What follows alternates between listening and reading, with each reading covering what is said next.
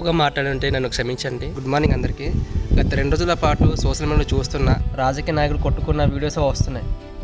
అసలు ఒక రాష్ట్రాన్ని పరిపాలించే రాజకీయ నాయకులే అమ్మనా బూతులు తిట్టుకుంటూ ఉంటే సామాన్య ప్రజల పరిస్థితి ఏంటి? అసలు మీరు అలా గొడవపడి ఈ సొసైటీకి ఏం సిద్దామనుకుంటున్నారు? అయ్యా, నేను ఏ పార్టీకి అవమానించట్లేదు. ప్రతి ఒక్క రాజకీయ నాయకుడు అడుగుతున్నాను, ఉన్న సమస్యని పరిష్కరించనని చెప్తున్నాను. సంవత్సరం అంతా మీరే కొట్లాడుకుంటుంటే ప్రజల సమస్య ఎప్పుడు తీరుస్తారు? అయ్యా, నేను అడుగుతున్నా ఏంటంటే, ఎలక్షన్ టైంలో ఏమో అది చేస్తాం ఇది చేస్తాం అంటారు, ఒకసారి గెలిచినాక ఏం చెయ్యరు.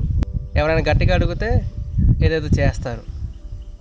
ఒక్కసారి మీ గొడవలను పక్కన పెట్టి మా ఏజెన్సీ ప్రాంతంకి రండి అయ్యా. ఇది వర్షాకాలం, సీసీ రోడ్లు లేవు, డ్రైనేజీలు లేవు, తాగడానికి వాటర్ కూడా లేదు. అవి మాత్రం పట్టించుకోరు. మీకు మీరు కొట్టుకోవడానికి మాత్రం టైం చాలా ఉంటాయి. ఒకసారి రండి అయ్యా, వచ్చి చూడండి. ప్రతి ఒక్క రాజకీయ నాయకుడు అడుగుతున్నాను నేను. ఇది ప్రజాస్వామ్యం. ప్రజల పట్ల ప్రేమ అభిమానం మొత్తం ఉండాలి.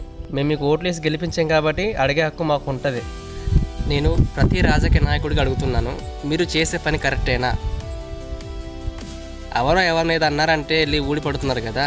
అలాంటిది ప్రజలకి చాలా సమస్యలు ఉన్నాయి ఈ రాష్ట్రంలో, కానీ అవేమి పట్టించుకోరు.